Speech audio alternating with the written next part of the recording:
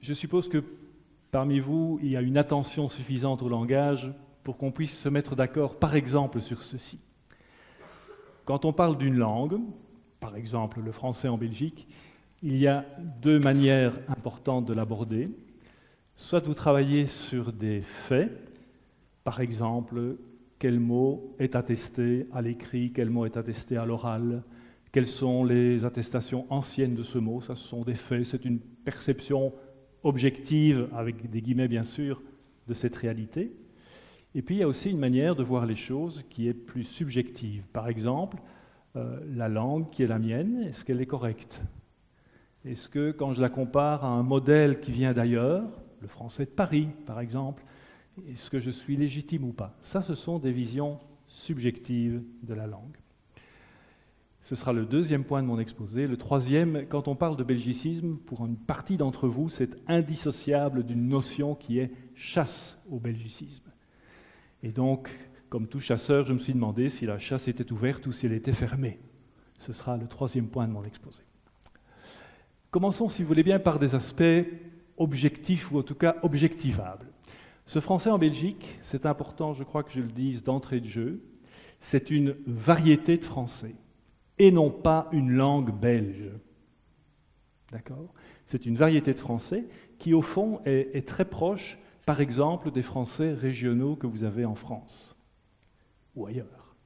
Mais, et ça c'est une spécificité, c'est une variété à l'intérieur d'un État. La région, chez nous, c'est l'État, une partie de celui-ci, bien entendu. Ce qui signifie que nous devons tenir compte, notamment des frontières d'État. Et ce n'est pas ici, à Mons, assez près de la France, que je dois expliquer que dès qu'on passe la frontière avec la France, il y a des mots officiels qui changent. Bourgmestre devient maire. Ces mots qui changent au passage d'une frontière, on les appelle des statalismes. Vous retrouvez la racine État.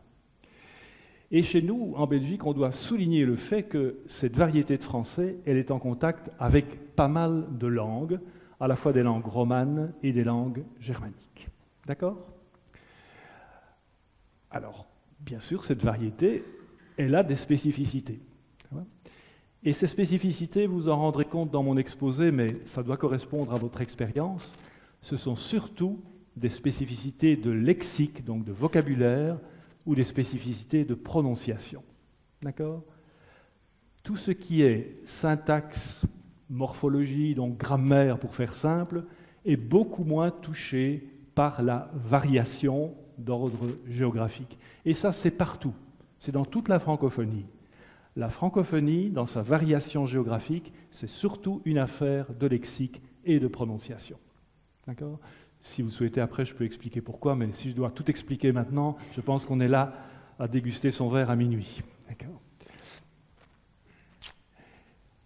Alors, dans cette variété, que retrouve-t-on comme forme lexicale ? Vous avez déjà compris que je vais me concentrer sur le lexique, je ne vais pas vous parler de syntaxe ou de morphologie. Eh bien, on retrouve notamment, c'est une composante importante, des formes chez nous qui sont inusitées, qui sont devenues inusitées dans ce que j'appelle le français général.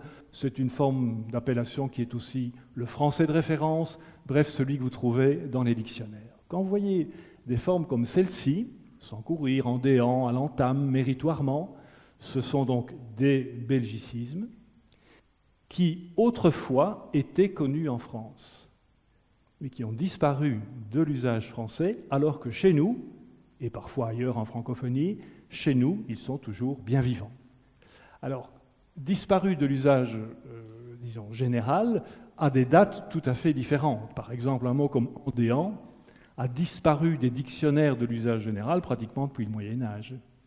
Par contre, méritoirement, je suppose que tous ces mots-là vous parlent, méritoirement, eh bien, dans les dictionnaires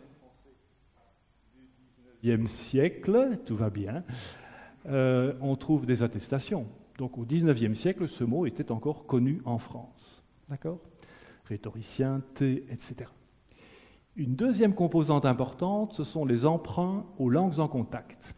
Alors, les langues en contact en Belgique, vous le savez, excusez-moi d'enfoncer des portes ouvertes, c'est à la fois des langues romanes et des langues germaniques. D'accord ? Alors, commençons par les langues romanes.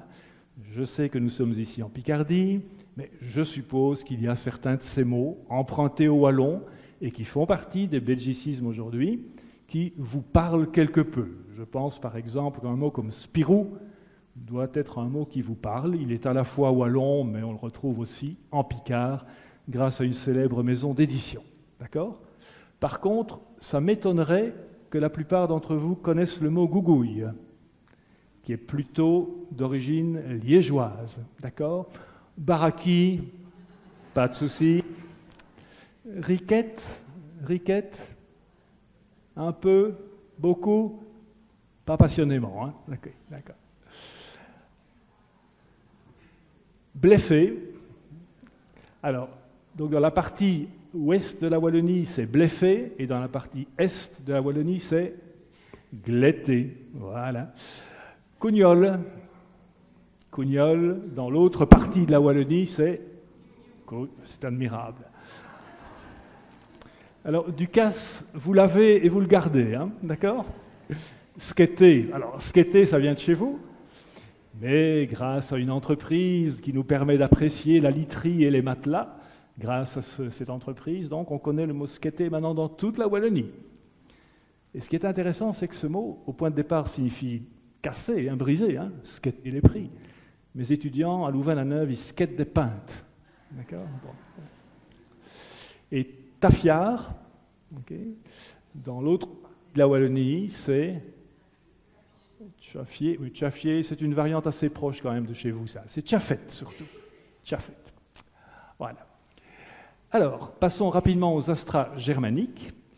Et ici, je vous rappelle, au cas où vous ne l'auriez pas en mémoire, que dans les emprunts aux langues germaniques, chez nous, il faut distinguer ce qui vient du flamand ou du néerlandais de Belgique de ce qui vient du néerlandais standard, donc surtout des Pays-Bas, entre autres.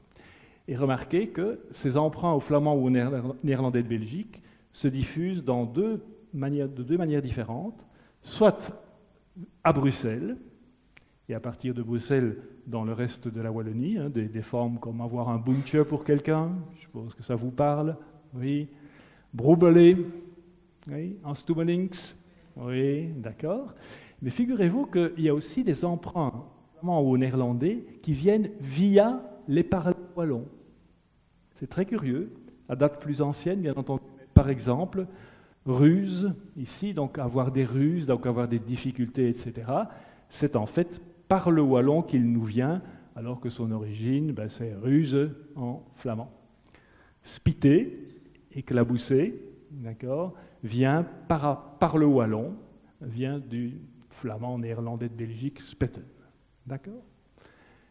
Alors il y a les emprunts au néerlandais standard, cette fois, des mots comme kroepoek, je ne sais pas si les plus jeunes... Oui, évidemment, hein, bien sûr. Maatje, bien sûr. Student. Alors parfois on me dit, student, ça ne vient pas du flamand, ça, ou du néerlandais, ça vient de l'anglais. Ce n'est pas student, c'est student. C'est la prononciation néerlandophone. D'accord ? Les calques, etc. Il y a des emprunts à l'anglais. Ah oui, vous me direz, oui, l'anglais a tout envahi. Oui, mais non, ce ne sont pas des anglais, des anglicismes qui viennent un peu comme partout dans les langues. Ce sont des formes très spécifiques, comme par exemple celle-ci. Vous voyez la première ici. Vous dites comment ? Boiler, hein ? D'accord ? Boiler, c'est très bien. Je dis comme ça aussi. Mais si vous allez à Bruxelles, ou un peu dans le Brabant wallon, c'est boiler. Boiler. Comme au Québec. C'est au Québec que je me suis rendu compte que mon boiler était en fait un emprunt à l'anglais boiler. Okay. Car wash, bien sûr, lift, etc. Il y a aussi des emprunts qu'on partage avec nos amis du nord du pays, hein, GSM, Index, Roofing, etc. Donc ça, ce sont des emprunts à l'anglais, et ce sont de véritables emprunts à l'anglais, à ne pas confondre avec de faux anglicismes, comme par exemple mini-trip. Vous pouvez chercher partout dans un dictionnaire de l'anglais, vous n'allez pas trouver mini-trip, hein, c'est une construction de chez nous. Même chose pour fancifaire. D'accord ? Fancy existe, fair existe, mais fancifaire comme composé, ça n'existe que chez nous et nous en sommes très fiers. Pas confondre non plus anglicisme avec nom de marque. même si ces marques sont parfois anglophones. Baxter, pour la perfusion, on a mis un Baxter, ou bien Frigolite. Frigolite ne disait pas frigolite, disait polystyrène expansé. Je suis sûr que si on devait nous obliger à dire polystyrène expansé, on utiliserait moins de frigolite, en réalité. Emprunt à l'allemand également. Il y a quand même une partie importante de notre pays qui a une frontière commune avec l'Allemagne, et donc ils sont très, très peu nombreux pour des raisons historiques, d'accord ? Sauf dans le domaine universitaire. Dans le domaine universitaire, il y a plusieurs emprunts à l'allemand. Pourquoi ? Parce qu'au XIXe siècle, on a construit les universités belges sur la base du modèle allemand. Donc un mot comme académique, quand on dit année académique, liberté académique, etc., c'est un sens qui nous vient de l'allemand. Mais aussi des noms communs comme action. Alors attention, l'action, c'est l'action promotionnelle. Donc on voit sur les folders la action. C'est un mot relativement récent, ça. Il s'est introduit récemment chez nous. Or, cigare, probablement vieilli pour vous. Ramasser un cigare, c'est une réprimande. D'accord ? Et alors un mot tout à fait vieilli, pils. D'accord ? Bien. Donc il y a des formes qui sont chez nous bien vivantes, mais devenues inusitées dans le français général. Il y a des formes qui nous viennent d'emprunts à d'autres langues. Et il y a une troisième et dernière catégorie, c'est ce qu'on appelle des innovations, c'est-à-dire des créations de chez nous. Par rapport aux deux premières, celle-ci est la catégorie de très très loin la plus nombreuse, de très très loin la plus nombreuse. Et j'attire votre attention là-dessus parce que quand on parle de belgicisme, on dit souvent « Ah oui, c'est des emprunts aux wallons et aux flamands ». Non. Franchement, la partie d'emprunt aux langues en contact est très minoritaire par rapport aux innovations. Quelles innovations ? Regardez, j'en ai listé quelques-unes. Frituriste, c'est une innovation très innovante, récente. Gosette, oui, Gosette. Journal de classe, Mamoteste, oiseau sans tête, Racagnac, rage taxatoire. Bien. Alors, quand on parle d'innovation, ça ne signifie pas que ça date d'il y a 10 ans. Il y en a de très anciennes là-dedans. Donc, par exemple, un mot comme décidément, oui. Un mot comme Gosette, c'est le 19e siècle. Un mot qui ne figure pas sur cette liste et qui est le mot arboré. Mais arboré dans le sens d'une propriété qui est arborée. Donc, les arbres ont été plantés par la main de l'homme. Ça remonte au XVIIe siècle, ça. D'accord ? Par contre, frituriste, c'est récent. La réalité est très ancienne, mais la dénomination est récente. Et rage taxatoire, pour les personnes parmi vous qui ont encore connu Jean Gol, eh bien, ils se reconnaîtront. Jean Gol, c'est qui ça, Jean Gol ? Alors, innovation, tous les statalismes dont je vous ai parlé tout à l'heure, d'accord, sont des innovations, bien sûr. Bref, terminons cette perspective un peu objective ou objectivable en nous mettant d'accord ensemble sur ce qu'est un belgicisme, en tout cas la manière dont je le conçois, et que bien d'autres collègues le conçoivent, bien sûr.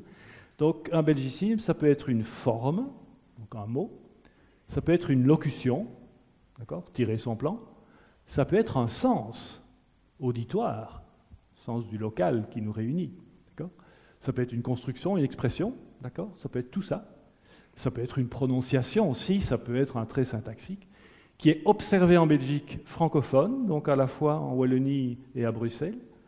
Alors, elle y est là de manière soit exclusive, ça peut arriver, soit en partage avec d'autres régions francophones.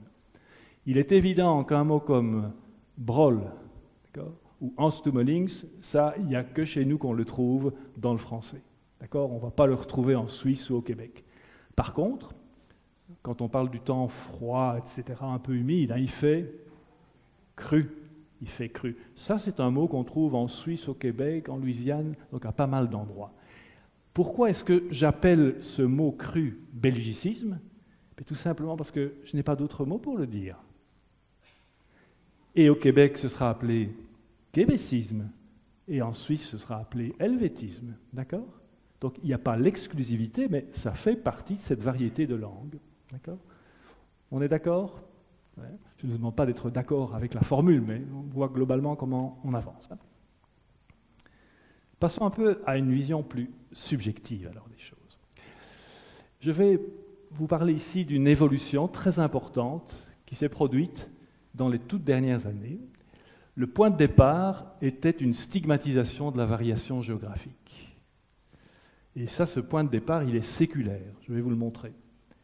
Et récemment, donc ça date de moins de 20 ans, récemment, il y a une légitimation qui a été donnée à la fois scientifique et sociale de ce qu'on appelle le français d'ici, c'est-à-dire le français d'ici à Mons, le français d'ici à Montréal, le français d'ici à Genève ou le français d'ici à Kinshasa.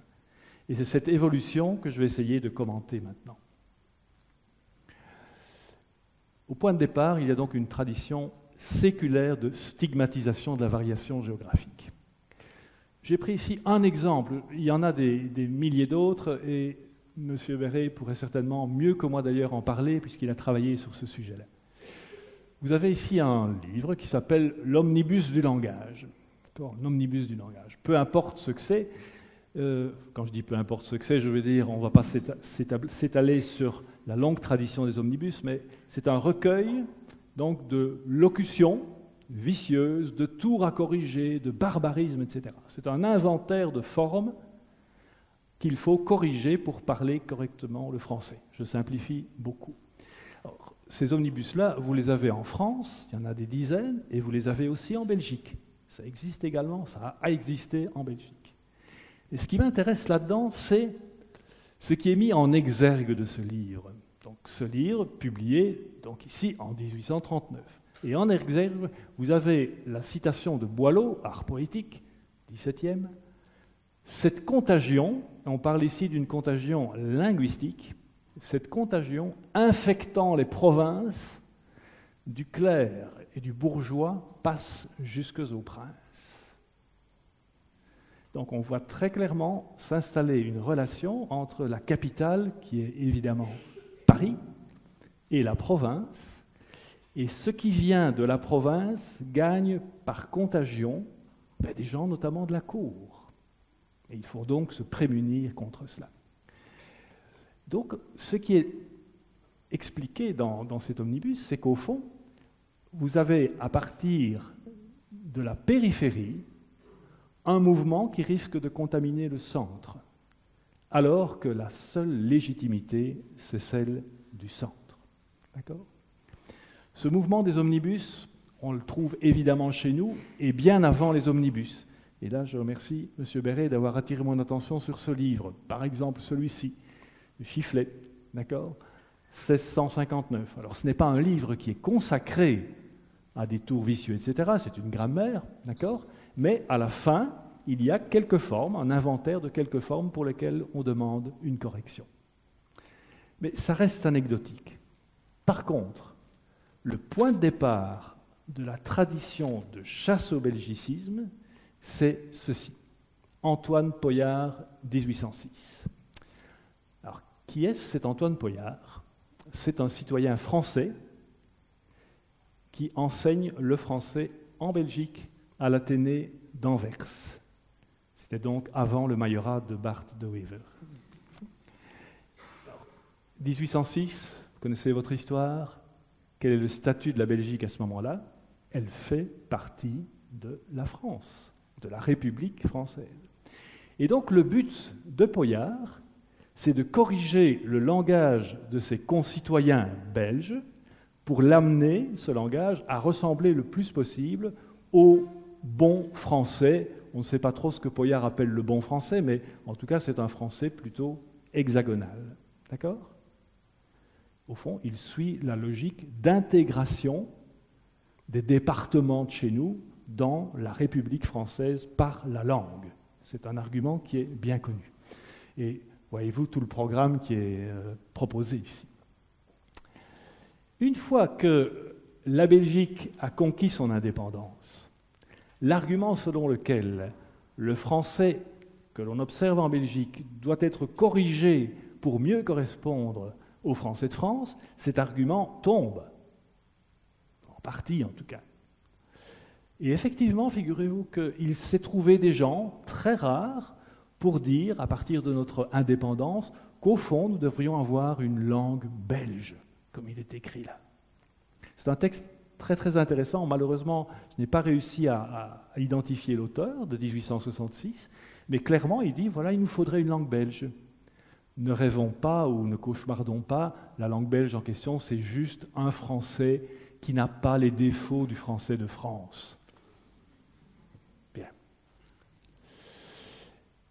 Et si donc cette tradition de chasse au belgicisme initiée par Poyart, avec un argument que je suis tout à fait prêt à accepter, l'inclusion dans la France, si donc après on continue cette chasse alors qu'on est en dehors du domaine français, c'est qu'il doit y avoir des racines bien plus profondes, et elles le sont. Notamment, je vous ai reproduit ici un texte de Conon de Béthune. Conon de Béthune, donc on est ici à la fin du XIIe siècle. C'était probablement le plus grand poète de son temps pour le domaine d'Oïl. Il est invité à la cour de France pour déclamer ses poèmes. Et en fait, ça s'est très mal passé. C'est ce qu'il explique dans son texte ici. En fait, il explique, après coup, qu'on s'est moqué de lui. Et pas n'importe qui, c'est la reine qui s'est moquée de lui, et le fils de la reine, le roi. Et on s'est moqué de lui, pourquoi ? Parce qu'il a dit mot d'Artois. Le plus grand poète de l'époque du domaine d'Oïl, à une époque où Paris n'a encore produit aucune œuvre littéraire majeure. D'accord ?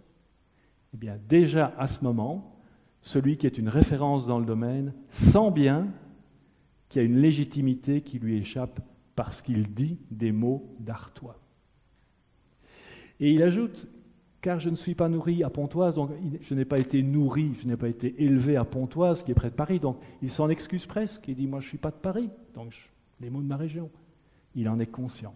Et ce n'est pas un témoignage isolé, on a des témoignages de Lyon aussi, qui sont exactement de la même veine. Donc ça remonte très loin. Après ça, vous connaissez ceci, il n'est de bon bec que de Paris. Alors parfois, on se dit, tiens, ah oui, il n'est de bon bec que de Paris, on parle de gastronomie, là, ici, hein, le bon bec, la bonne bouche, quoi. Pas du tout. Quand vous voyez le contexte ici, de la ballade des femmes de Paris, il s'agit bien de l'expression de la langue. Donc de bien parler, donner le prix aux dames parisiennes par rapport aux dames italiennes, il n'est de bon bec que de Paris. Ça continue. D'accord ? Et ça aboutit, dans les années 1970, à ces fameuses chasses au belgicisme, qui est le sommet de ce mouvement puriste d'épuration linguistique de notre langue. Alors, j'ai bien connu deux des auteurs, Joseph Hans et Albert d'Opagne, qu'on a évoqué tout à l'heure. Ils étaient nettement plus âgés que moi, bien entendu. Et Albert d'Opagne me disait « Oh, monsieur Francard, ne vous tracassez pas, on faisait de l'humour !» Oh, moi, je fais de l'humour, d'accord, mais il faut lire quand même. Et regardez ce qui est dit dans l'introduction. Nous avons à nous défendre contre des contaminations. Tiens, coucou, la contagion linguistique, là. Contre des intrusions de mots, contre des tours étrangers, contre des régionalismes dialectaux. C'est de l'humour, hein ? Bon. Si ce moyen de communication, donc la langue, est celui d'un grand pays voisin auquel nous attache notre culture aussi bien que notre langue, nous avons le devoir de nous écarter le moins possible de cette langue commune et de son bon usage. C'est clair, hein ? C'est le moins qu'on puisse dire. Bon. Maintenant, je vous propose ceci. Alors, je n'ai mis que les initiales, mais je peux vous dire qu'il s'agit d'une personne qui a pignon sur rue, c'est une journaliste d'un grand quotidien, etc., qui écrit ce texte absolument fantastique. Et elle l'écrit récemment, donc 2018. Hein, d'accord ? Elle parle au fond de son enfance, d'une certaine manière. Et elle commence par dire, cette personne qui est wallonne d'origine, hein, pour être clair, « Je ne suis pas burundaise. Je ne suis pas burundaise. Je ne suis pas le produit d'une colonie française. Et pourtant, depuis mon enfance, je vis, comme tous les francophones de Belgique, dans une soumission consentante, fascinée et amoureuse à une sorte de diktat linguistique français. Car il était clair que le français que nous parlions en Belgique n'était pas le bon. Et que nous devions, pour être reconnus, assimilés, adoptés, publiés, nous aligner sur les standards de Paris.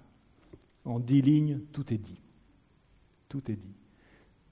Je suppose qu'une partie d'entre vous, ici, se sent très loin de cela, mais c'est toujours le vécu d'une partie importante de Belges francophones. Regardez un autre témoignage, plus récent celui-là encore, 2021. On parle ici de... Enfin, c'était l'accord des participes passés, je crois. Ces personnes qui sont donc en train de proposer de nouvelles règles pour le français ne sont même pas capables d'essayer d'écrire et de parler comme les Français. C'est une personne de Belgique qui parle, hein, d'accord ? Plus précisément la communauté francophone de Belgique. Hein. Non, la petite Wallonie veut se faire plus grosse que le bœuf et décider par quel décret nous devrions bien parler et écrire. Pas du tout question que, chez nous, nous ayons la moindre légitimité en termes de langue. Ce sont bien des perceptions subjectives, c'est bien le sommet d'une sorte de chasse au belgicisme. D'accord ? Monsieur Béret l'a annoncé tout à l'heure, on a beaucoup travaillé avec mon équipe sur ce genre de sentiment, sur ce genre de représentation, comme on dit. Ça s'appelle de l'insécurité linguistique. Avec 4 caractéristiques. La première, vous l'avez déjà vu, la suggestion au modèle français. Donc on déclare qu'il y a un modèle de référence unique, et qui nous est extérieur, c'est le modèle français. Alors le modèle français, c'est souvent assimilé au français de Paris. C'est le français de Paris. Il ne faut pas avoir mis les pieds à Paris pour parler du français de Paris. Hein. D'accord ? C'est impossible. Le français de Paris, c'est un mythe. Hein. Ça change d'arrondissement en arrondissement. Bon. Mais c'est un mythe qui sert de modèle. D'accord ? Puisque vous êtes soumis à un modèle qui vient de l'extérieur, il est évident que vos propres productions linguistiques, vous les méprisez. Vous-même, vous les méprisez. C'est le deuxième trait. Mais, vous imaginez comme c'est un peu pénible, on est dans une communauté linguistique, on a une conscience aiguë qu'on ne parle pas correctement, oui mais c'est un peu lourd à porter, vous ne trouvez pas ? Alors il y a des stratégies de compensation qui se mettent en place. Par exemple, chaque fois que vous devez faire de la comptabilité, de la computation, comme on dit, je suppose que vous dites quand même encore à Mons, me semble-t-il, 70 et 90. Vous savez que si vous passez la frontière politique avec la France, vous allez peut-être faire du 70 ou du 90, c'est possible. Donc, qu'est-ce que vous faites ? Vous dites qu'en réalité, il y a 2 marchés linguistiques différents. Il y a un marché régional sur lequel la norme peut être 70 et 90, et il y a un marché universel sur lequel c'est 70 et 90. Ça, ce sont des stratégies de compensation. On propose, si vous voulez, de vivre la différence en disant « chez nous, dans notre français à nous, c'est accepté, mais pas ailleurs ».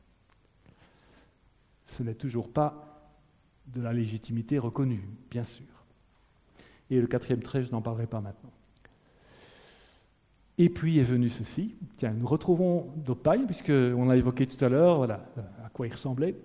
Et d'Oppagne propose un livre qui s'appelle « Belgicisme de Bonalois ». Belgicisme de Bonalois. Donc d'Oppagne, un des auteurs des chasses au belgicisme. Et il publie son livre ici, 5 ans après la 2e chasse au belgicisme.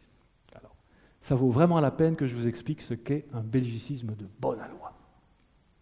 C'est un label, hein. D'accord ?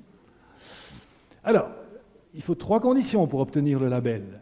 Il faut donc combler une lacune lexicale du français. Il faut que le mot, qu'il soit belge, suisse, canadien ou autre, qu'il comble une lacune. Il ne faut pas qu'il y ait un mot français qui soit égal. Il faut qu'il présente une forme qui ait une allure française, aurait dit de Harvan. Et il faut qu'il ait des lettres de noblesse, c'est un atout supplémentaire. Exemple, combler une lacune lexicale. Quand vous avez un mot comme aubette, d'accord ? Aubette des bus, kiosque à journaux, quand vous avez le mot cru, que j'ai évoqué tout à l'heure, il n'y a pas dans le français du centre de l'Hexagone un mot qui désigne exactement la même réalité. D'accord ? Donc ces mots comblent des trous lexicaux. D'accord ? Drève, qui nous vient du néerlandais, donc qui nous vient de chez nous, eh bien, on le prête volontiers à la francophonie universelle parce qu'il n'y a pas d'équivalent dans le français général. D'accord ? Inutile de dire que nos Cuberdon, Gozette, Waterzo et compagnie font partie du lot. Deuxième trait. Attention, il faut quand même que la forme du mot en favorise l'intégration. Un mot comme cook, par exemple, qui vient du néerlandais pour le pain d'épices, cook, ça fait français, ça a une allure française, c'est bon.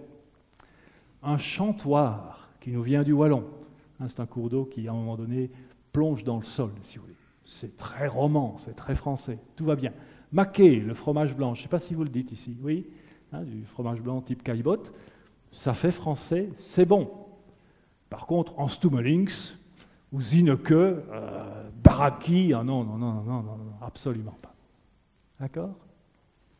Troisième critère, les lettres de noblesse. Au fond, c'est quand même mieux si ces mots nous viennent d'un lointain passé. Alors, entièreté, par exemple. Entièreté, c'est un mot qui a été connu jusqu'au XVIIe.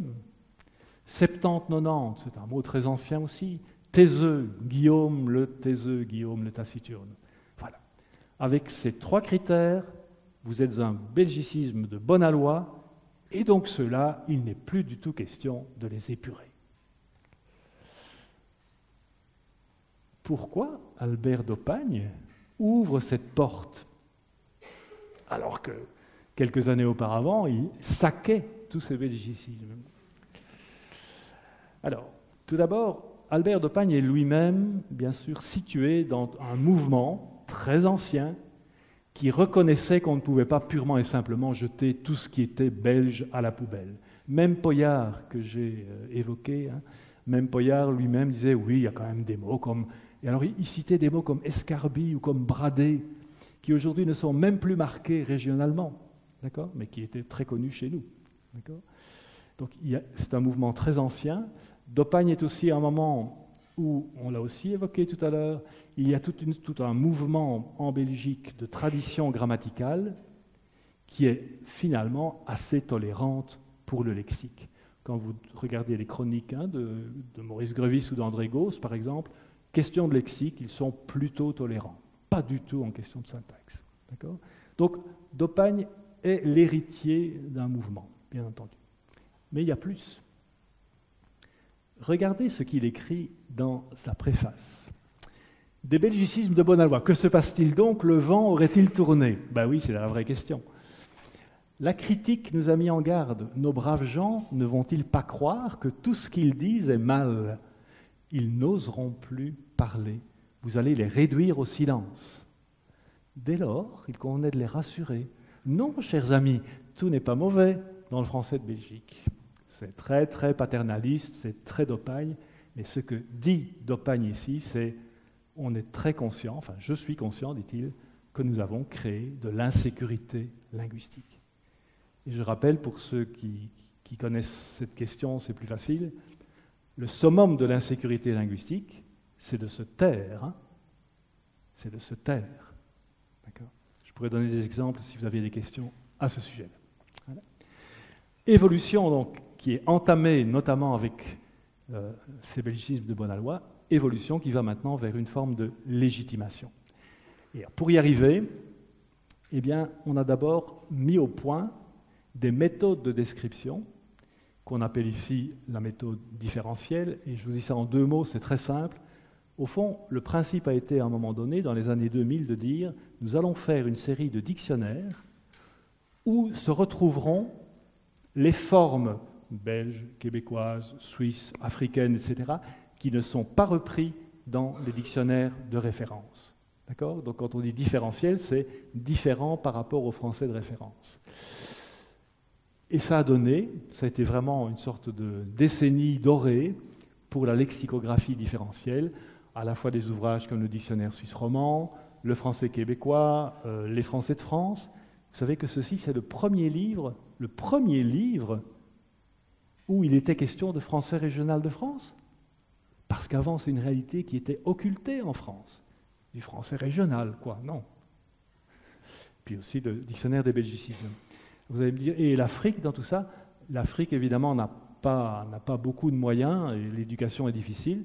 Et c'est pourquoi nous avons créé, M. Béret l'a rappelé, une banque de données lexicographiques pan-francophones où les équipes africaines ont pu, à la même époque, intégrer leurs données. D'accord ? Donc c'est tout un mouvement important de description des variétés du français dans la francophonie. Et ça a une conséquence, c'est que des dictionnaires de référence ont clairement à ce moment-là pris position pour reconnaître que ces apports de la francophonie méritaient de figurer dans les dictionnaires de référence. Il y a une très belle formule d'Alain Ray, vous connaissez de réputation, je suppose, Alain Ray, dès 1977, qui dit « Il est paradoxal que des dictionnaires consacrés au français moderne négligent totalement la réalité langagière de communautés francophones importantes et influentes », et il visait très clairement, notamment la Belgique à ce moment-là. D'accord ? Même son de cloche dans le Larousse, même un peu plus tôt dans le Larousse. Donc, les dictionnaires comme le Larousse, le Robert et d'autres encore vont intégrer progressivement toute une série de belgicismes. Avec toutefois une très importante nuance. Alain Ray le dit lui-même, la description du français hors de France dépasse les objectifs et possibilités d'un ouvrage réalisé à Paris. Quand j'ai eu mes premiers contacts avec le Robert qui me demandait donc de reprendre en 2008 le volet belgicisme, je me souviens d'un échange avec la directrice éditoriale de l'époque, à qui je demandais « Et j'ai droit à combien d'entrées ?» Je suis lexicographe aussi, donc je sais qu'un dictionnaire, ce sont des entrées et qu'on se compte. Et alors elle me dit « Vous pouvez en mettre combien ?» Je dis « 2000. Oh, Monsieur Francard, mais vous allez déséquilibrer le petit Robert. » Déséquilibré. Et c'est intéressant comme formule, déséquilibrer le petit Robert. Elle n'a pas dit que j'allais la bâtardir, non, déséquilibrer, parce que c'est un dictionnaire réalisé à Paris, et que c'est cet usage-là qui est dominant. Vraiment. D'accord ? Alors oui, j'ai fait entrer Carabistouille, je trouvais ça intéressant, j'ai fait entrer Broll, oui, bien sûr, bon, et d'autres. Alors, regardez, et c'est là qu'il faut se rendre compte aussi que tout n'est pas encore gagné. Un mot comme carabistouille, la présentation c'est régionalisme, nord, c'est nord de la France, et Belgique. Là, nous sommes brusquement une région. Ça s'est mis dans les régionalismes, parce que tout simplement, le mot est aussi diffusé en France. Par contre, pour Broll, là, il n'y a qu'en Belgique qu'on le trouve, et donc ils ne mettent rien d'autre. Pour vous donner quand même une idée de la progression, donc, au moment où j'ai repris le volet belgicisme, il y avait quelques dizaines, je crois que ça devait faire 30 ou 40. Et donc, aujourd'hui, puisque j'en propose tous les ans, on est environ à 500. 500 dans le petit Robert. C'est à peu près la même proportion pour les helvétismes et un tout petit peu moins que pour les québécismes. D'accord ? Il n'y en a pas beaucoup sur l'Afrique, pas beaucoup, bien entendu. D'où la question. Troisième partie. C'est fermé aujourd'hui, la chasse au belgicisme. Alors, quand on se pose des questions comme ça et qu'on travaille sur les représentations, je dirais que tout fait farine à bon moulin. Par exemple, un sondage des journaux du groupe L'Avenir. Je ne pense pas que L'Avenir soit le journal le plus diffusé dans cette région-ci. C'était avant le courrier de Tournai, je crois, ou quelque chose comme ça. Peu importe. Enfin, c'est une chaîne. Hein. L'Avenir, c'est une chaîne avec toute une série de déclinaisons régionales.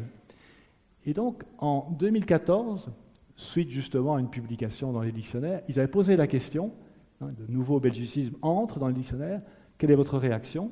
3 propositions. Super, il n'y a pas de raison de parler le français de Paris. Deuxième hypothèse, ce n'est qu'une opération commerciale des DICO. Puis stupide, ça ne va pas nous aider à bien parler. Vous éliminez ceci qui est de toute façon juste, parce que le véritable choix c'est entre les deux ici, hein, c'est super ou stupide. Et donc, je constate qu'en 2014, super, il n'y a pas de raison de parler le français de Paris. Près de la moitié des gens qui ont répondu choisissent cette formule-là. 20 ans plus tôt, non seulement la proportion aurait été au moins inversée, mais je crois que le journal n'aurait même pas osé poser la question. Ça, on voit clairement des changements de mentalité. Un autre ici, anecdotique aussi, le journal Le Soir avec qui je travaille régulièrement, me demande de faire un quiz sur les variétés régionales. Que le journal Le Soir, qui est très bruxellois quand même, faut le dire, se pose la question d'un quiz sur les réalités régionales et les désignations de ces réalités régionales, ça montre quand même une fameuse évolution. Et donc, l'enjeu, c'est de savoir comment les lecteurs et les lectrices du soir allaient réagir. En une semaine, 130 000 personnes ont répondu au quiz. 130 000. Les temps ont changé, vraiment. Le dictionnaire des belgicismes, première publication 2010, on en est à la 3e en 2021. À ma connaissance, il n'y a pas d'autre dictionnaire différentiel qui en soit à sa 3e édition, mais j'espère bien qu'il y en aura d'autres. Alors, je vous dis quand même un petit mot sur ce dictionnaire des belgicismes, parce que lui aussi contribue à sa manière à légitimer notre variété de parler. Il y a une importante tradition d'étude du lexique en Belgique. Mais il y a deux défauts qui sont assez constants. Le premier, c'est que la plupart des gens qui font des lexiques, des inventaires, parfois même des dictionnaires, au fond, se fondent sur leur seule connaissance de la variété du français. Et donc, quand c'est un liégeois qui travaille, vous avez plus de termes liégeois. Si c'est quelqu'un qui est plutôt dans le hainaut, vous avez plus de termes hainouillés. Ça, c'est un premier défaut. Et un second défaut, c'est que généralement, ces dictionnaires, mais qui sont plutôt des inventaires, sont assez sommaires du point de vue des informations qu'ils donnent. Et donc, nous avons voulu vraiment, par rapport à ces deux carences, améliorer sensiblement la situation. Et donc, nous avons notamment fait une enquête en Wallonie et à Bruxelles, donc, qui a testé l'ensemble des formes de ce dictionnaire. D'accord ? L'ensemble des formes. Pour que les gens se prononcent sur leur degré de connaissance, sur leur usage. Voici un petit exemple. Et j'ai pris un mot que normalement, soit vous ne connaissez pas, soit vous n'en êtes pas très familier. Une vote. À qui est-ce que ça dit quelque chose ici ? Vote. Oui, très peu donc. Hein. Alors, voilà l'enquête ici. Vote, donc c'est une crêpe. Hein.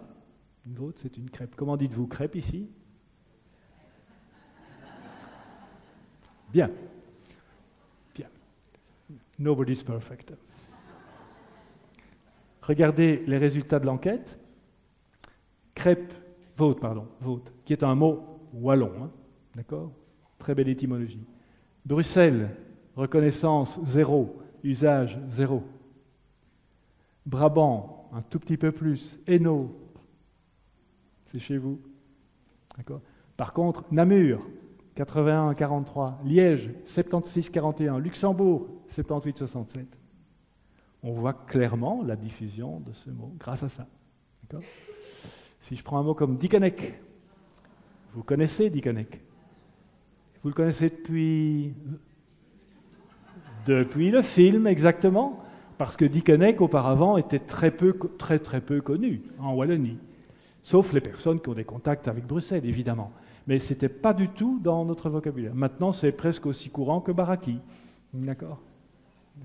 Regardez, Bruxelles, 100%, 83. Brabant Wallon, 83-50. Et chez vous, 70-30. Avant le film. Hein ? Avant le film. D'accord ? Un mot bien de chez vous. Donc, ça, c'est tout ce que nos enquêtes permettent de faire. Hein. On a des dizaines de milliers de données dans les fichiers. Mot du casse.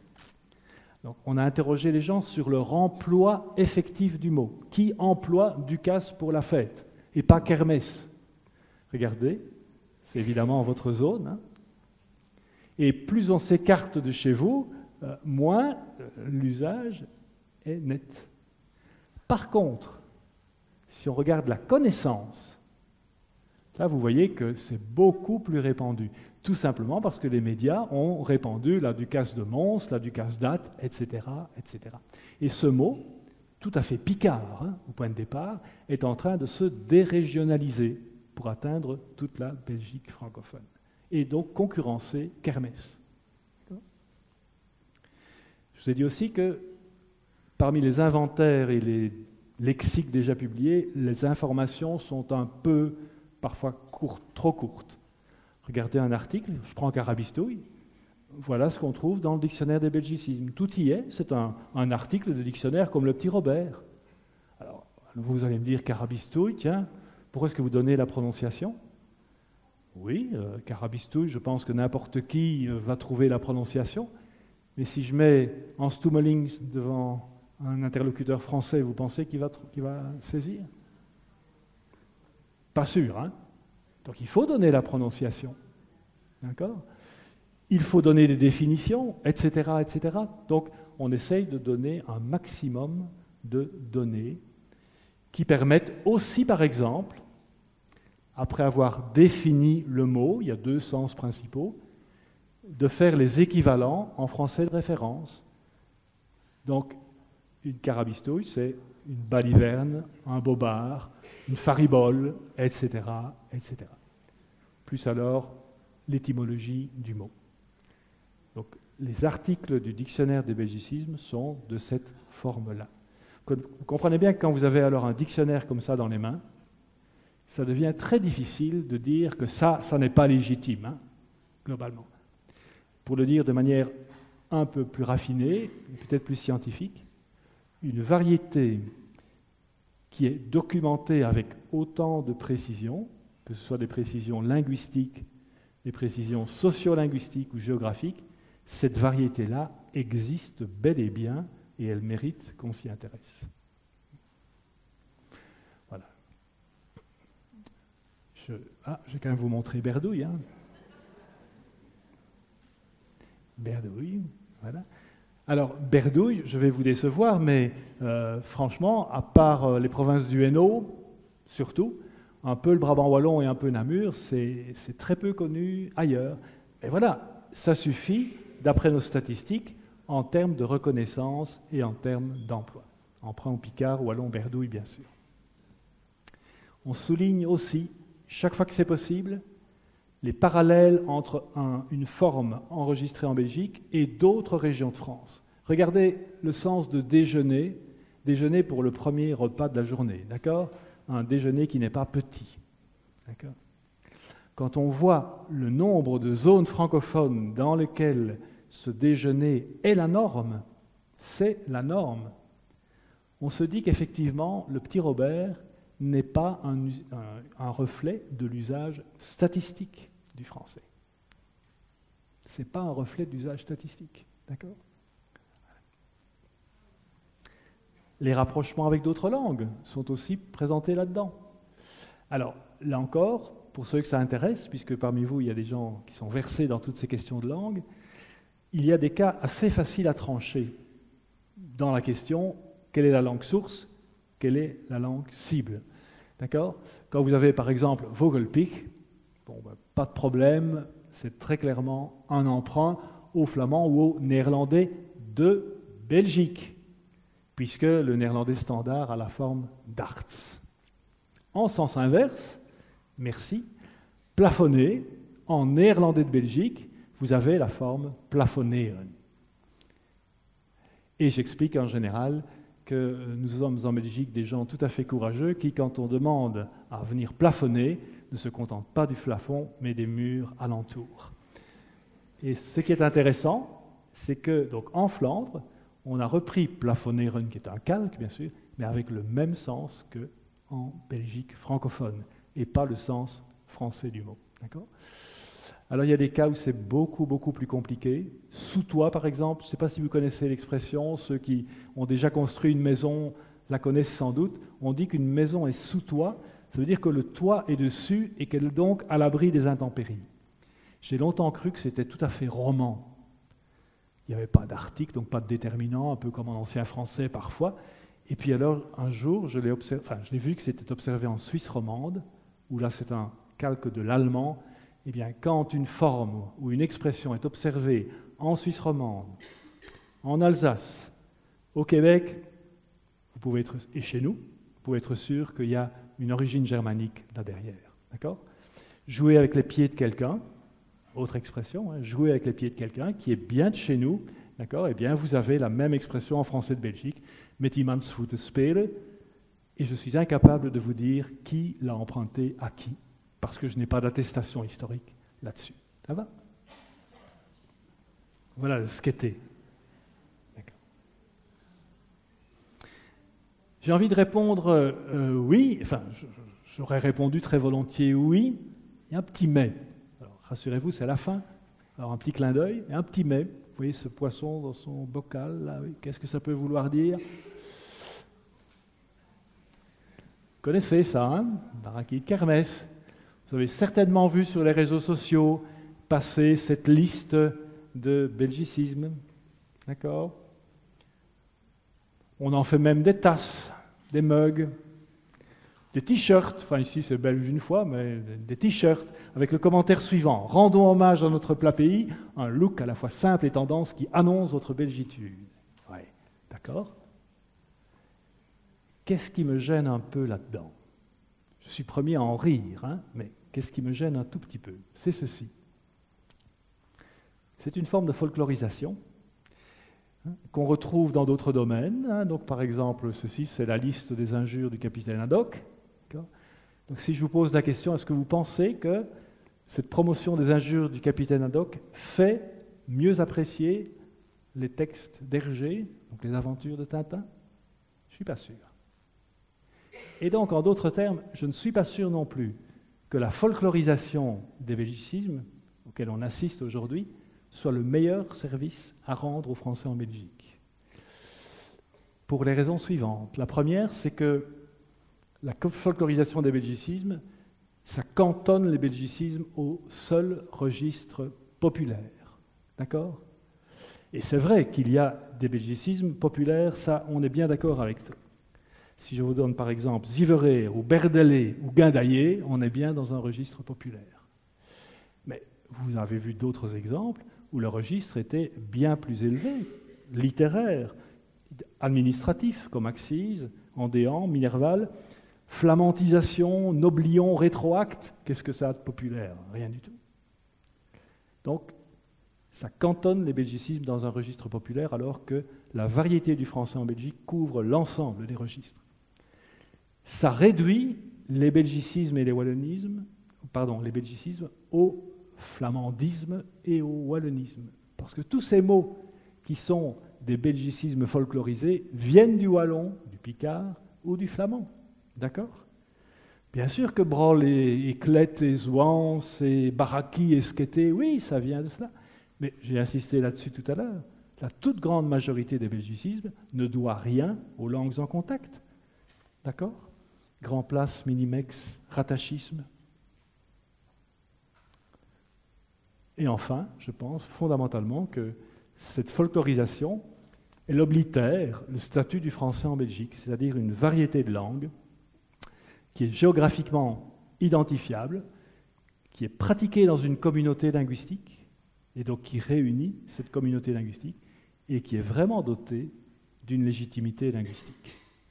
Donc j'espère que la folklorisation du poisson rouge ici va plutôt évoluer dans l'aquarium resplendissant.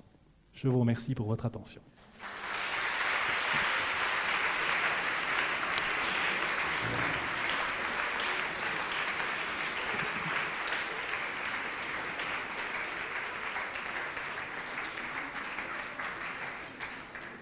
Voilà. Merci beaucoup, Monsieur Francard, pour cet exposé qui nous a tenus en haleine pendant les 45 à 50 minutes. Vous nous avez parlé. Alors maintenant, c'est à vous de parler, si vous le souhaitez en tout cas. Je suis sûr qu'il y a une série de questions que vous avez certainement en tête sur la langue, et donc, ou sur la langue. Et voilà, j'ai un micro, ce n'est pas pour moi cette fois-ci, c'est pour vous, donc je viens le donner à la personne qui voudrait poser une question. Oui. Je compare un petit peu avec le statut je vais dire, entre guillemets, du flamand, c'est-à-dire le néerlandais tel qu'il était parlé sous des formes dialectales jusqu'à peu près dans les années 70-80. Il me semble que les médias ont joué un rôle très important depuis la régionalisation de la culture et qu'on a énormément investi pour faire en sorte qu'aujourd'hui, en fait, le néerlandais tel qu'il était parlé ou tel qu'il est parlé en Flandre est considéré aujourd'hui vraiment comme une langue standard avec ses lettres de noblesse à côté de la langue standardisée aux Pays-Bas.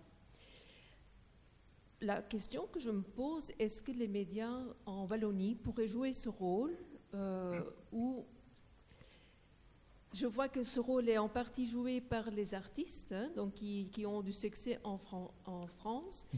Et ce que vous venez d'évoquer ici, tout à fait à la fin de l'exposé, cette folklorisation, quand c'est dans les films qui ont beaucoup de succès en France, tels que Dickeneck entre autres, j'ai bien conscience aussi des mots comme Brol par la chanteuse Angèle. Mais ma question, c'est est-ce que les médias ne pourraient pas justement hausser le niveau du statut, je ne sais pas m'exprimer très bien en français, légitimiser ce français de Belgique, vraiment un statut où il est vraiment reconnu comme une langue standard à côté de la langue standard en France.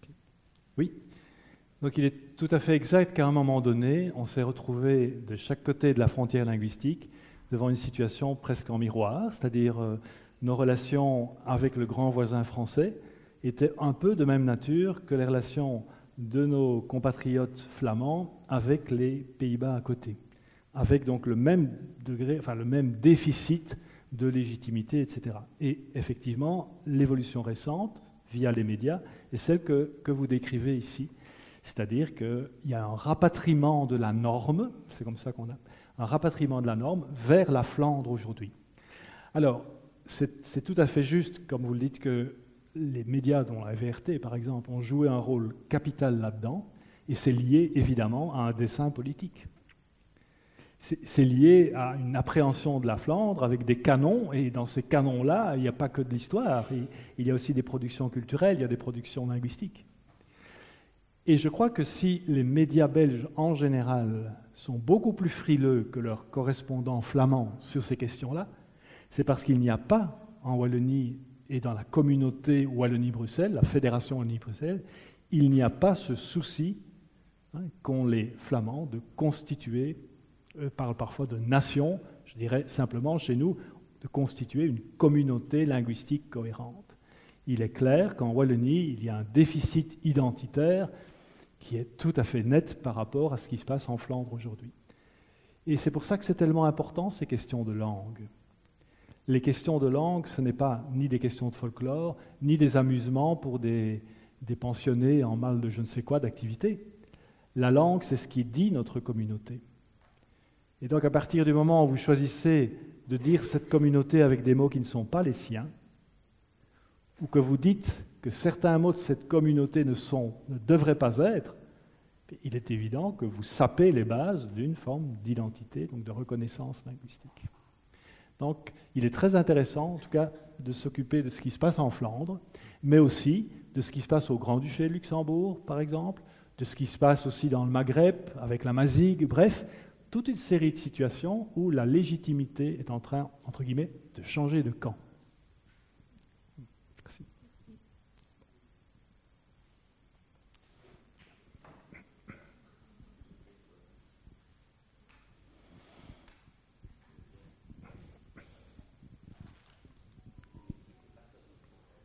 Oui, voilà, merci beaucoup. Deux réflexions. D'abord, pourquoi ne pas supprimer ce mot belgicisme? Tous les noms en isme sont quand même très connotés. Alors, pourquoi pas parler et essayer de généraliser le français de Belgique, le français de Suisse, le français de Québec? Une question que je me suis toujours posée, c'est pourquoi vous avez parlé de stratégies de compensation qui sont quand même unidirectionnelles. Elles ne sont valables que quand le Belge franchit la frontière et va en France. Mais l'inverse n'est pas vrai. L'exemple de la frigolite, des Français m'ont regardé en me disant « c'est quoi de la frigolite C'est quoi une tartine au choco ?» Voilà. Il y a comme la coupure, comme ça, comme si à un moment donné, on parlait une langue étrangère. Voilà, je voudrais connaître votre impression sur la question. Oui. Pour la toute première question, donc, belgicisme, dans mon emploi en tout cas, c'est une dénomination du terme. D'accord ? Donc ce n'est pas la variété globale. La variété, je l'appelle français en Belgique ou français de Belgique. Et belgicisme me sert simplement à nommer les lexèmes, les mots lexicaux de cette variété-là. Et donc c'est aussi à côté de francisme, par exemple, pour parler des mots qui sont spécifiques à la France. D'accord ? Je sais que tout un temps, en tout cas, ces formes ont été vécues comme négatives. Aujourd'hui, je pense que c'est suffisamment remis à plat. D'accord ? Donc, c'est vraiment parce que j'ai besoin d'un terme technique pour désigner ces mots-là. Il faut bien les nommer aussi. L'autre aspect, effectivement, les stratégies de compensation sont à sens unique tant que vous êtes justement dans une stratégie de compensation. Donc, vous compensez par rapport à une légitimité que vous n'avez pas. Et un Français qui vient chez nous ne se pose absolument pas ce genre de questions, puisque lui, il n'a pas de compensation à faire. D'accord ? Ce qui signifie que très naturellement, je dirais, un Français qui vient chez nous, en fait, vient chez nous avec la conviction que son français, c'est le français, c'est pas le bon français, c'est le français, et que tout ce qui s'en écarte pourrait être très curieux, ou peut-être tout simplement fautif.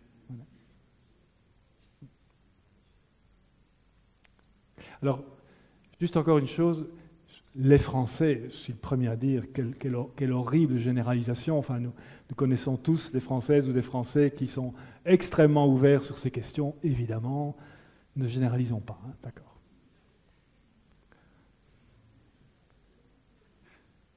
Je vous en prie. Vous pouvez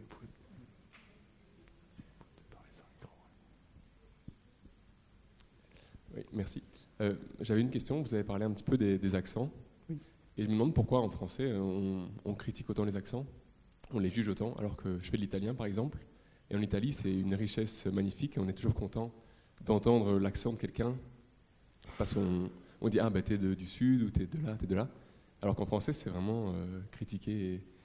Et il y a des gens ici, il y a des professeurs qui sont contents de réduire les accents, alors que ça pourrait être une richesse. Donc voilà.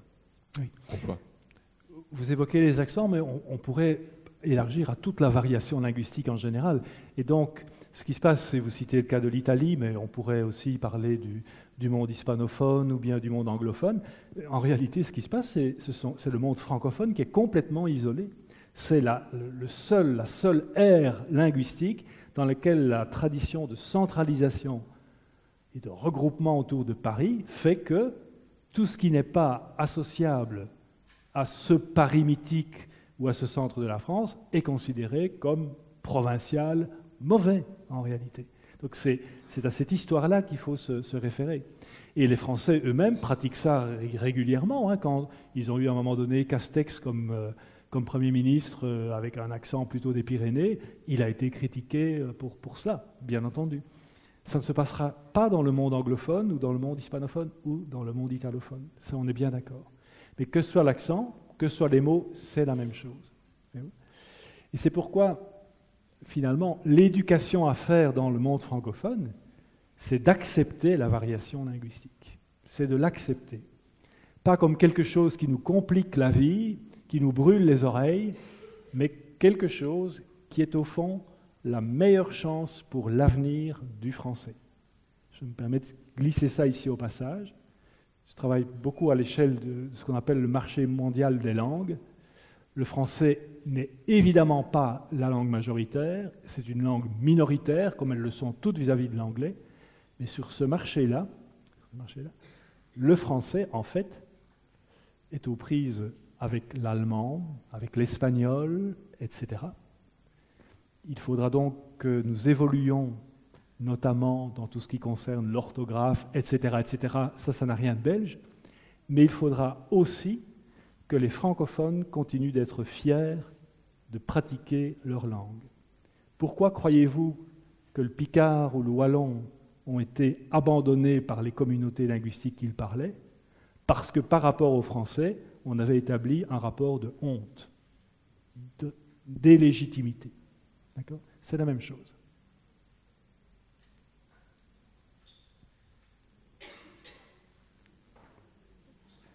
J'ai une question. Oui. Ici, donc, en fait, nous ici, on est étudiants en grande partie donc à l'EI et on a des cours de communication orale et on insiste pour qu'on n'utilise pas des belgicismes parce que plus tard, on va devoir traduire ou interpréter des textes ou des discours pour certains politiques, mais pour d'autres qui n'auront rien à voir avec la politique. Et je ne comprends pas pourquoi on doit éviter de dire des belgicismes alors qu'on va peut-être devoir les traduire par des francismes qui ne seront peut-être pas compris par la plupart des francophones hors de la France. Oui. Alors que je crois qu'on est quand même plus nombreux francophones hors de France qu'en France. Oui. Alors, je ne vais pas évidemment critiquer des collègues ici.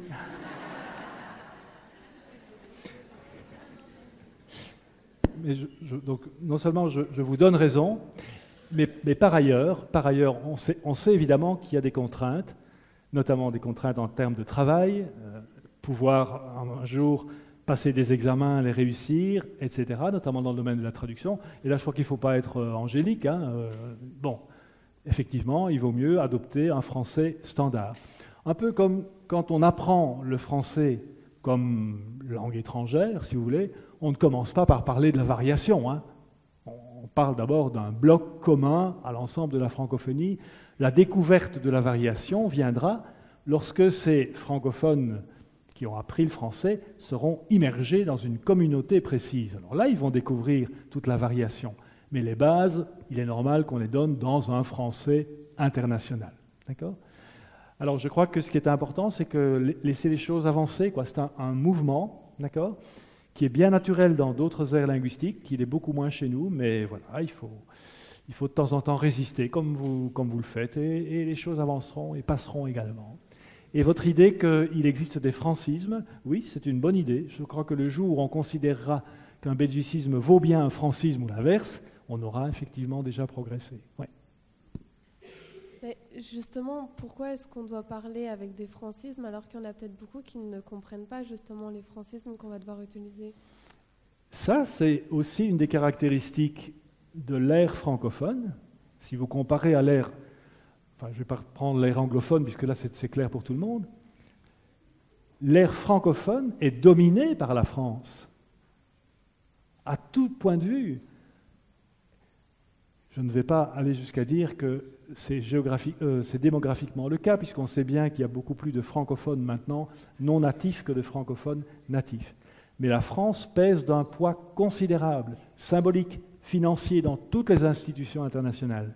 Et donc, c'est aussi une manière de faire passer la norme. D'accord ? Je pense qu'il y a une question là. Madame aussi. On passe une fois un peu sur le côté droit de l'amphithéâtre. Bonsoir, merci. Merci pour votre exposé, parce que ça m'ouvre des perspectives sur ce que c'est que d'apprendre une langue, de prendre une langue qui, entre guillemets, n'est pas la sienne. Ça, c'est quelque chose que je ne m'étais jamais posé la question jusque-là. Et je m'interroge sur les contributions qu'ont pu avoir les anciennes colonies, par exemple en France, le Maghreb, récemment avec des mots comme Toubib ou Kleb, qui a donné Klebar, plus anciens avec l'algèbre, l'alchimie. Quelles contributions ont pu avoir les anciennes colonies belges au belgicisme, en fait ? Oui. Très très peu.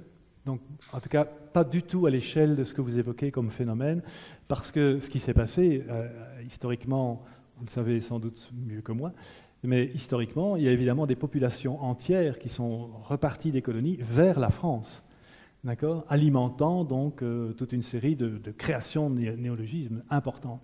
On n'a pas eu ce phénomène-là en Belgique parce que la plupart des personnes qui sont venues des colonies étaient au fond des gens qui entraient directement à l'université ou en tout cas dans les hautes sphères. Et donc, à part quelques mots que les ex-colons belges ont repris dans leur bagage en revenant ici après l'indépendance, notamment du Congo, mais aussi du Rwanda et du Burundi, à part quelques mots, l'usage est très limité. D'accord ? Donc aujourd'hui, quand on parle de poto-poto, d'accord, on parle souvent, en politique par exemple, on parle du poto-poto belge, c'est évidemment un mot qui nous vient du lingala, je pense, donc c'est une sorte de marécage en fait, dans lequel on est. Le ziboulateur, pour ouvrir une bouteille, le ziboulateur, ça vient aussi de là. Mais donc très limité par rapport à tout ce qu'on a pu avoir en France.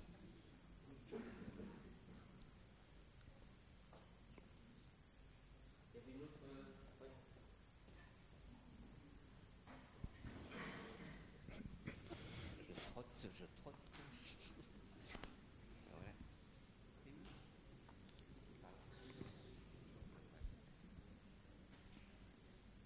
Bonsoir.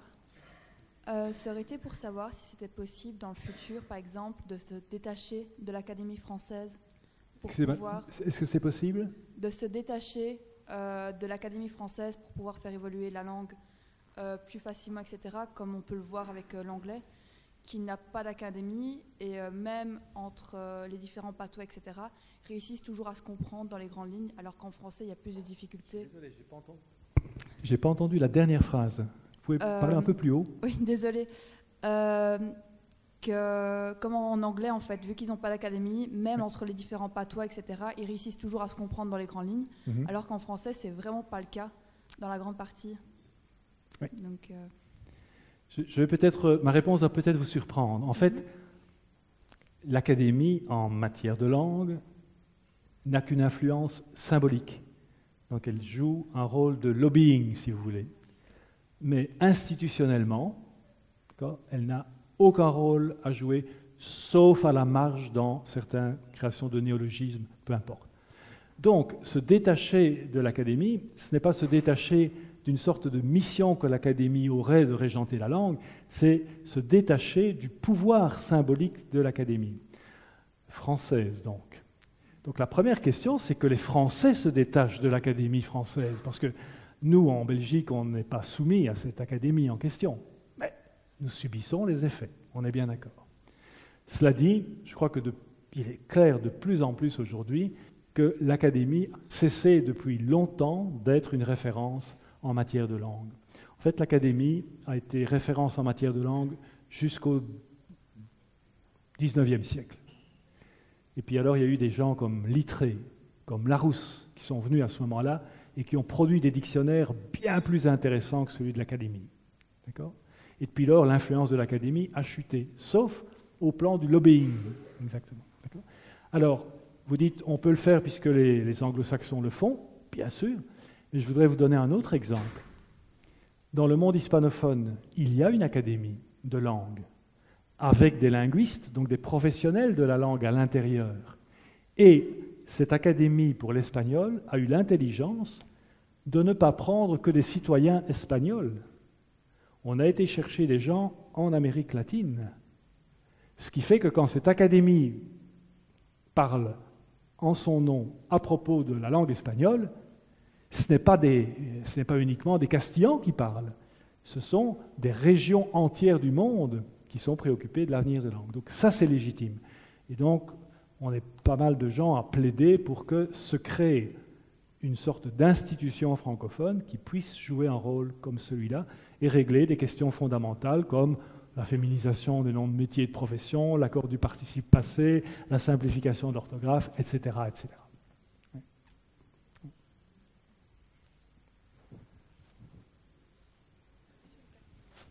Oui, je ne sais pas s'il y a d'autres...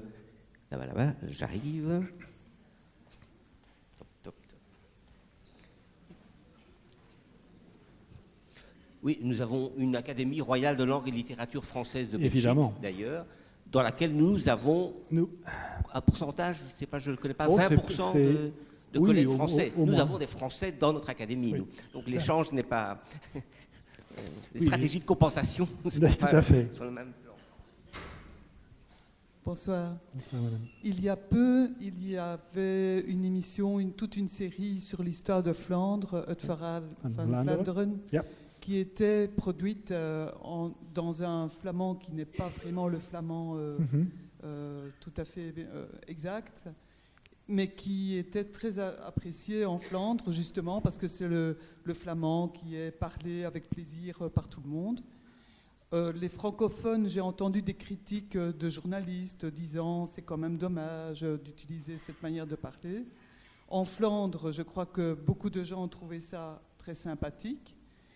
Une émission qui serait avec ce niveau de langage produite en français par la RTBF, je crois que ça ne serait pas accepté du tout. Et je me demande si le fait de parler le bon français n'est pas aussi très lié au niveau social. Les belgicismes sont employés peut-être plus vers des classes sociales qu'on considère comme moins élevées, alors qu'en Flandre, il n'y a peut-être pas, je n'en sais rien, ce clivage entre des classes. Alors, je ne vais pas trop me prononcer pour la dernière question sur la situation en Flandre, mais je voudrais quand même vous rappeler ce que j'ai évoqué tout à l'heure. Oui, on associe les belgicismes à des pratiques sociales moins nobles, moins élitistes, moins élitaires, mais quelqu'un qui me parle de flamandisation, de noblion, de rétroacte, etc., c'est quand même pas n'importe qui. Donc, la variété du français en Belgique, elle est pour tout le monde, à la fois pour des gens qui ont fait de grandes études et pour des gens qui n'en ont fait aucune. Donc, c'est une simplification, si vous voulez, que de ramener le parler de français en Belgique ou les belgicismes uniquement à une réalité populaire. Pas du tout. Il y a une partie des belgicismes qui sont populaires et pratiqués par cette tranche de population, on est d'accord, mais il y a tout le reste. Mais est-ce que ça serait accepté qu'on emploie le français de Belgique couramment à la télévision avec pas seulement les termes savants que vous employez, mais les termes... Excusez-moi, quand moi j'écoute la RTBF, moi j'écoute du français en Belgique. Hein. Ce serait quoi d'autre le français en Belgique? Quand François Lheureux nous donne tous les termes administratifs, juridiques et autres, c'est du français en Belgique, évidemment. Bien sûr, il ne parle pas de clette, mais pas parce que son sujet d'émission, mais un de ses chroniqueurs va le faire, évidemment. D'accord? Mais Thomas Gonzik, il va vous sortir des clettes. Par ailleurs, je reviens alors à votre première question. Je ne suis pas sûr, donc d'abord que des commentateurs francophones commentent la manière de parler dans Het Verhaal van Vlaanderen, je trouve ça un peu fort de café. Hein, franchement, s'il y a bien des gens qui n'ont absolument pas de légitimité pour juger de la pratique du néerlandais en Flandre, c'est bien les francophones de Belgique. Hein. Bon. Alors, ce qui s'est passé en Flandre, c'est qu'on a effectivement remarqué, et là il y a eu des critiques, hein, bien sûr, vous avez raison, parce que le personnage principal qui racontait l'histoire, en fait, avait adopté plutôt le flamand d'Anvers, on va le dire comme cela. Enfin, Anvers et le Brabant, enfin, toute cette partie-là. Ce qui veut dire que ce qu'on pouvait lui reprocher, c'est que dans certaines parties de la Flandre, il n'était peut-être, c'était pas aussi familier pour les gens, c'est tout. Mais il n'y avait rien de faux là-dedans. Il n'y avait rien de faux là-dedans. C'était un usage, d'accord? Alors, à nouveau, je pense que nous ne parlons pas le français en Belgique, nous parlons français, d'accord? Et avec des spécificités, d'accord?